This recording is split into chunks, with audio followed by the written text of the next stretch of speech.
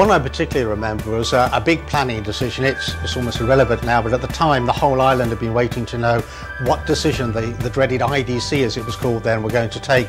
And Deputy Bill Bell, who was the president at the time, decided that the quality of Channel TV's news coverage was such that he wanted to give us the exclusive, and actually was denying the knowledge to all of the other media, and actually came in and revealed it live on air.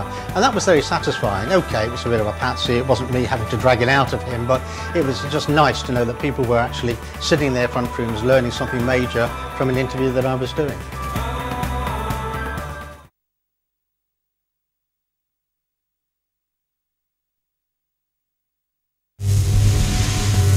In a way, it wasn't competition. You have Guernsey Press, blanket coverage, pages 5, 6, 7 on a big political story. They can go into every nuance. Whereas Channel TV, what they could do is encapsulate the story, drag it down to its bare bones, illustrate it, and really push it across in that way.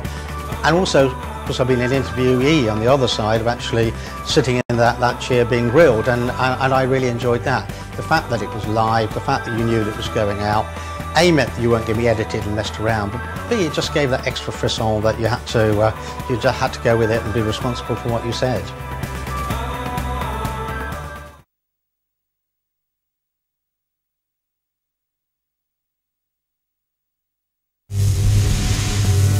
As well as doing sort of news stories, I did a couple of half-hour programmes which I think were on really current issues at the time. One was whether or not to shorten the Alderney breakwater, which was a big story up there, and the other was whether to go from selective education to comprehensive education in Guernsey. And being able to actually go into the in-depth of things that really were the talking points of the communities was great. But of course, far more important than bricks and mortar is what actually goes on inside our schools. Sometimes I wish I'd be given a bit more editorial freedom, so I didn't have to be so balanced that some people say this, other people say that, and to actually reach a conclusion. But maybe that was the politician in me taking over from the reporter.